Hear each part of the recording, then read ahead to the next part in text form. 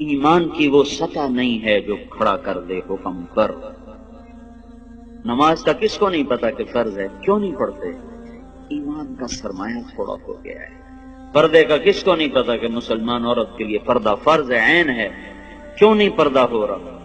سرمایہ کوئی نہیں، پیسے کوئی نہیں،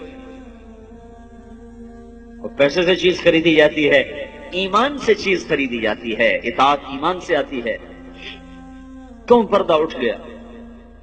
ایمان کی حرارت۔ ایک عورت جب 5 ہجری میں پردے کا حکم آیا تو رات کو حکم آیا، کسی کو پتہ چلا کسی کو نہیں چلا۔ فجر کی نماز میں عورتیں بھی آتی تھی مسجد میں، ایک الگ جگہ بنی تھی۔ جب ایک خاتون آئی، دیکھا تو ساری عورتیں پردے میں چادروں میں چھپی۔ تو تمہیں کیا ہوا؟ کہنے لگی تجھے خبر نہیں رات کو پردے کا حکم آ گیا؟ کہ اچھا مجھے تو کوئی پتہ نہیں تھا، رات کو اللہ نے کہہ دیا ہے۔ تو انہوں نے اسی وقت نماز کے بعد ایک بچے کو بھیجا، کہا جاؤ بیٹا میرے گھر سے چادر لے کے آؤ۔ وہ بچہ گیا، گھر سے چادر لے کر آیا، پھر چھپ چھپا کے چہرے پہ چھپا کے جب گھر پہنچی تو ان کے خامد نے فرمایا جب تمہیں پتہ ہی وہاں جا کے چلا تھا تو اس تکلف کی کیا ضرورت تھی، یہیں آ کے شروع کر دیتی۔ تو فرمانے لگی اللہ کے حکم کا پتہ چلنے کے بعد میری جرت نہ ہوئی کہ ایک قدم بھی اس کی مرضی کے خلاف اٹھا۔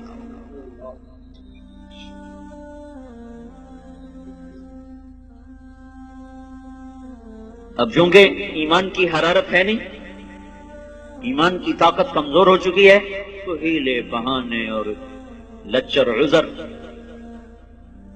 حضرت فاطمہ رضی اللہ تعالیٰ عنہ کا انتقال ہونے لگا تو اپنی خادمہ سے کہا، حضرت علی موقع پر موجود نہیں، کہا کہ غسل کا پانی رکھا۔ انہوں نے پانی رکھا، انہوں نے غسل فرمایا کہ میرا فلاں جوڑا نکالا، چارپائی میری بیچ میں کر دو۔ انہوں نے کمرے کے بیچ میں چارپائی کر دی، ایسے لیٹی، قبلے کی طرف منہ کر کے کہنے لگی میں مرنے لگی ہوں، علی سے کہنا میرا غسل ہو چکا ہے، میرا کوئی کندھا بھی نہ ننگا کرے، میرا کوئی نہ سطر کھولے، میں نہا چکی ہوں، میرا غسل ہو چکا ہے۔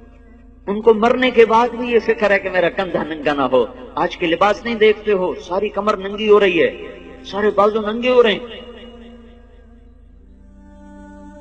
یہ مغرب کی بیٹیاں بن کے عزت پانا چاہتی ہیں۔ مغرب کی عورت نے آزاد ہو کر بڑا دکھ پایا ہے، مجھے میرے رب کی قسم، اس کی آزادی نہیں، ہلاکت ہے، ہلاکت۔ میں آپ کو چھپاؤ چھپاؤ چھپاؤ، جتنا چھپو گی اتنا اللہ کے ہاں روشن ہو جاؤ گی، جتنا ظاہر ہوگی اتنا اللہ کی نظر میں ذلیل ہو جاؤ گی۔ یہ تو پاگلوں کا جہان ہے، پاگلوں کے پیچھے چل پڑو گے۔ ہماری مائیں وہ ہیں جنہوں نے موت کے بعد بھی کہا میرا سطر نہ کھولے، کوئی میرا کندھا بھی نہ دیکھے۔ حضرت علی تشریف لائے تو انتقال ہو چکا تھا، تو خادمہ نے کہا کہ یہ فرما کر گئی ہیں، فرمایا ایسا ہی ہوگا، ایسا ہی ہوگا۔ اسی طرح جنازہ اٹھایا گیا، اور پھر اس سے کچھ دن پہلے کی بات ہے، اسماء بنت امیس سے کہنے لگی میری میت کا کوئی ایسا انتظام کرو کہ کسی کو پتہ بھی نہ چلے میرا قد کیسا، میرا جسم کیسا۔ تو انہوں نے کہا میں نے حبشہ کی ہجرت کی تھی، تو وہاں عورت کو دفن کرنے کے لیے، عورت کی میت اٹھانے کے لیے ہوتا ہے کہ وہ چارپائی کے اوپر ایسے وہ لکڑیاں جو لچکدار ہوتی وہ اس طرح پھنسا دیتے ہیں، اس کے اوپر چادر ڈال دیتے ہیں، تو اس سے وہ سارا وجود اندر چھپ جاتا ہے، پتہ ہی نہیں چلتا لمب قد کیا ہے، موٹائی کیا ہے اور چھوٹائی کیا ہے۔ کہ بس میرے ساتھ بھی ایسا ہی کرنا۔ ایک مدد اللہ نے کی کہ میں رات کو اندھیرے میں اٹھایا، دن کے اجالے میں نہیں اٹھایا۔ ایک پردہ اللہ نے کہا کہ پوری رات کوئی پردے کا حکم دے دیا کہ محمد کی بیٹی آ رہی ہے، پردہ کرو۔ دوسرا کام اسماء بنت امیس سے کروایا، انہوں نے اوپر لگا دی۔ وہ دستور آج بھی عرب میں چلا آ رہا، حضرت فاطمہ سے یہ شروع ہوا، اسے پہلے نہیں تھا۔ یہ جو جنازہ اٹھتا ہے، آپ لوگ دیکھو حرم میں جو جنازہ ابھرا ہوتا ہے وہ خاتون کا ہوتا ہے، اس کے اوپر انہوں نے کور لگایا ہوتا ہے۔ دیکھنا جو لوگ جاتے ہیں حج پہ، وہ میں تو کئی سال سے جا رہا ہوں، کر یہ پڑھا بھی تھا اور دیکھا بھی ہے کہ جو خاتون کا جو جنازہ ہوتا ہے ویسے ابھرا ہوتا ہے، اور جو مردوں کا جنازہ ہوتا ہے ویسے سیدھا ہوتا ہے۔ وہ ایسے اونچا کیا ہوتا ہے تاکہ یہ عورت کس قد و قامت میں ہے وہ بھی پتہ نہ چلے۔